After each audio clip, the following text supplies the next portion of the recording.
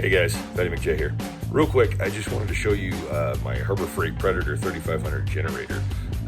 We were out camping this weekend and it just stopped running. Couldn't figure out why. We had fuel, air, spark, all the basics and stuff. Couldn't figure it out, so called it. Said no air conditioning, 100-degree day, screw that. Came home and I'm doing some research now on the generator itself before I take it back to Harbor Freight under warranty, luckily. It's only got about 100 hours on it. And apparently there's a low oil sensor on this thing, and it was clogged. It thought it had no oil, so it would not let the generator run. So I found a video on here to bypass that sensor. No harm, no foul, and she fired right up. So if you guys are having the same problem, hopefully this video helps you. Let me show you what I'm talking about. Okay, so hopefully you're all familiar with this side of the generator.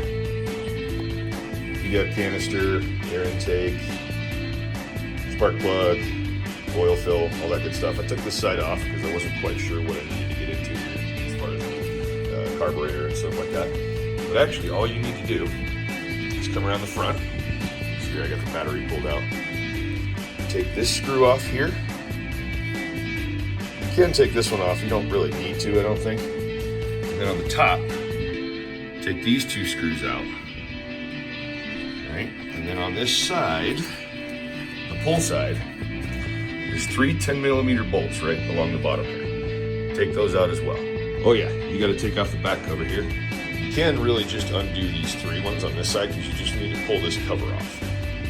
Alright, so once you get that off, I'll show you what to do next. Okay, so you can see, I just took out these two screws up top here, and the cover just kind of flops off. It's got no clips holding it on, it's just the screws holding it on. So pull the cover back. See behind your starter motor? That wire that kind of goes into the engine there, it's got some red crap around it. Got a green plug right here. Disconnect that green plug, and that's your oil sensor.